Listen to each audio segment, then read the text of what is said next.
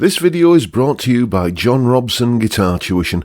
If you enjoy the content, please consider supporting the channel by enrolling on a course, purchasing some guitar lessons or a t-shirt, or you can join my Patreon. Now, on with the show. Hello chaps, welcome once again to John Robson Guitar Tuition. As always, I do hope you're well. Now, I wasn't going to be making any videos today or doing any work of any kind whatsoever because today is my birthday, and it's one of the joys of being self-employed. You may not get paid holidays or sick leave or anything like that, but you can take your birthday off. So that's what I was planning on doing, but then this arrived, a little birthday present to myself. Bought this a little while ago, and as luck would have it, it turned up on my birthday. So let's get it out the box and see exactly what it is that I've given myself. Go on, lad, way ahead.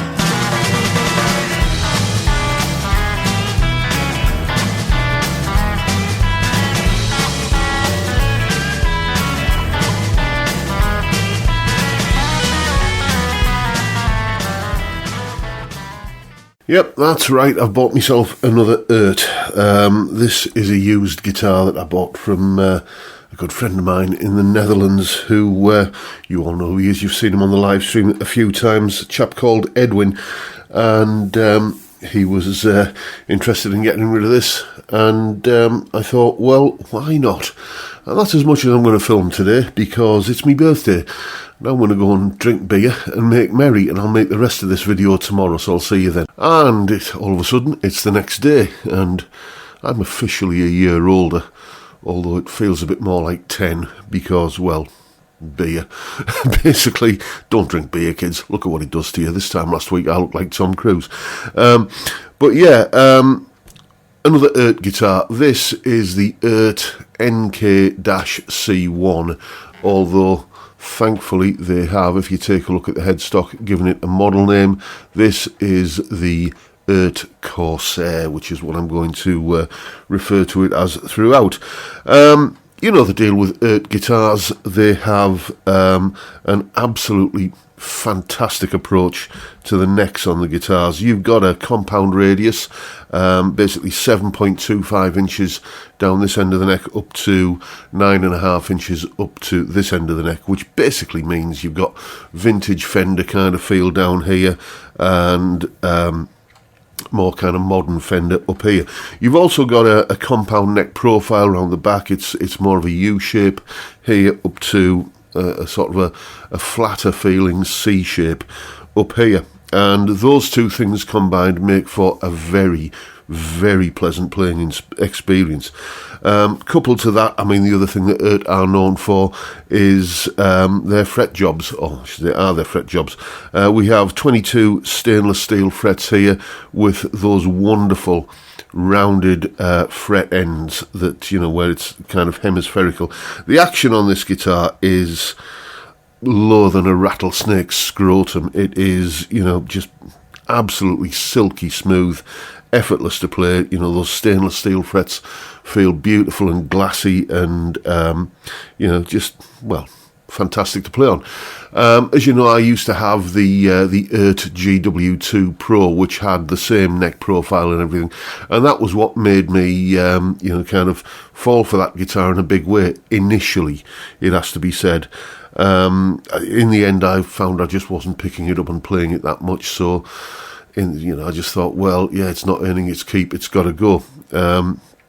And I've been on the lookout for one of these more, and the whole headless thing with that guitar was something, you know, I wasn't really keen on. I think I tried to convince myself that I was, but, you know, just the feel of the neck made me forgive many of its other shortcomings, and it did have shortcomings, the pickups being one of them. The original pickups in those Ert GW2 Pros are muddier than a field at Glastonbury. You know, I just didn't take to them at all, so I swapped them out, and that improved matters greatly, but it still wasn't a guitar. When I wanted a twin humbucker guitar, I had plenty of others here to choose from that I would just instinctively reach for. It wasn't earning its keep, it wasn't getting played, so I had to let it go. This, though, I think this is going to be a different kettle of fish. You know, we've talked about the neck and everything. I mean, roasted maple, by the way, and a roasted mahogany body with a beautiful flame maple veneer. This I think is going to be something I will end up reaching for, because straight out the traps, I love the sound of it. Edwin, the chap I bought it from, has done a couple of mods to it. He's got rid of the original ceramic pickups and stuck a set of Tone Rider Alnico 2 Blues pickups in. I think he said that it was my review of those pickups that convinced him that those were the ones to go for, so he's put them in here. He's also put a set of locking tuners on, which I don't know what brand they are. Have we got any markings on?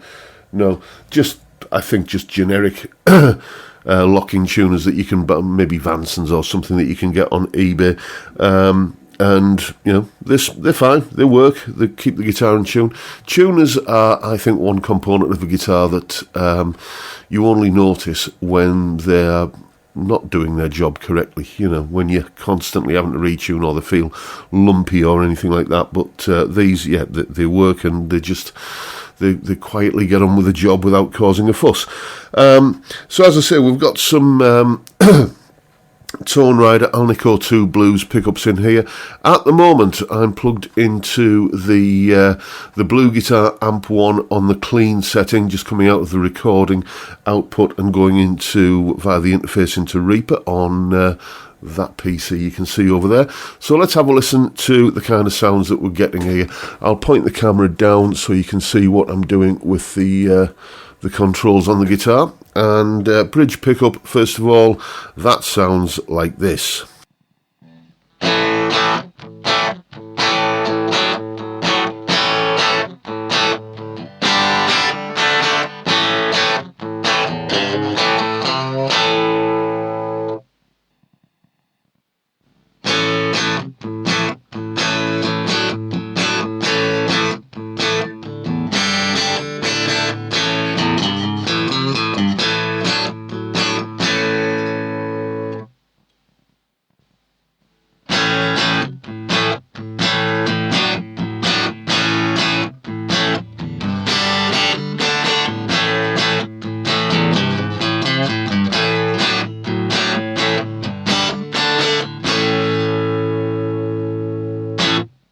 There we go. It sounds like exactly you would expect a guitar of this nature to sound. It's a Telecaster, basically, but not just that. It sounds like a particularly good variant on the breed. I think it's a lot of Telecasters can often sound a bit, harsh. You know, that sort of scratchy kind of treble, but this is, I mean, it's not muddy, but it's got a real sort of warmth to it, I think. Let's do the same thing again.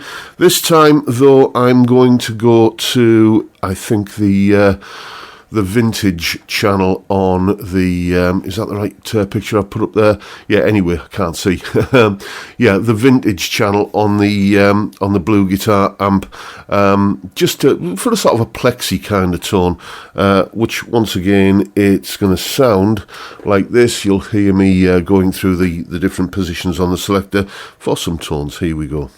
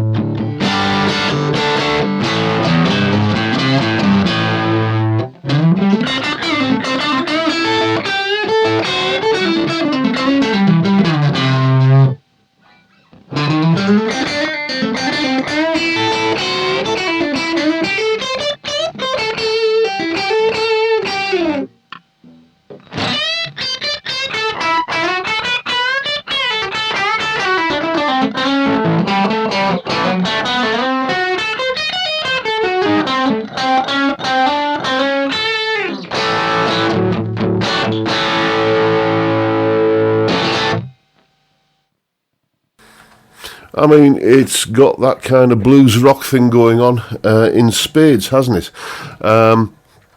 Yeah, it's, as I say, and everything is just absolutely effortless to play. So let's just throw the boost onto that, because you know you've got a foot switchable boost on the blue guitar amp to all of the sounds. So let's just hear that sound that you've just been hearing there, but with just that little bit more gain happening, just to see what sort of results we get if we kind of take it more towards the rock end of the blues rock spectrum. Here we go.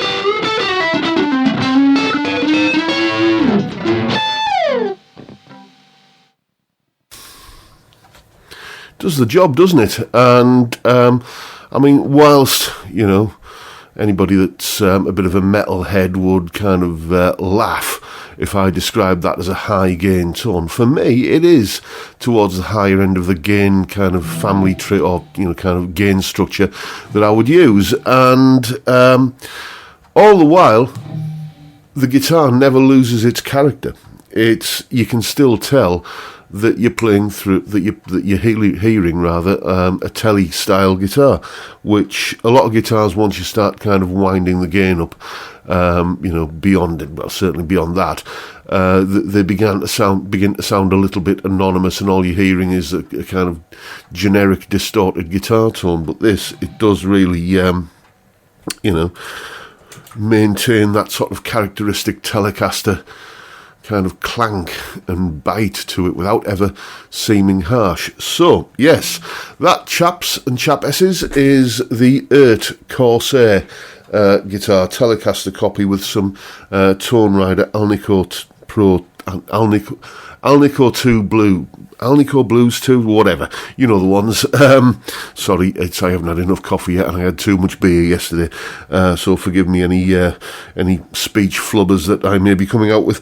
But yeah, very happy with the guitar. You're going to be seeing this in a bunch of videos. Probably the next one will be on Sunday, when it's going to be getting its own kind of mix, you know, its own tune and everything, where I'll kind of show you what it sounds like in a mix. I'll also do all the usual weights and measures, then nut width, neck profile, pickup resistance and everything, although the pickups on this you know, aren't the stock ones, but we'll give it the full works anyway but that'll be on Sunday. And that is it for today, folks.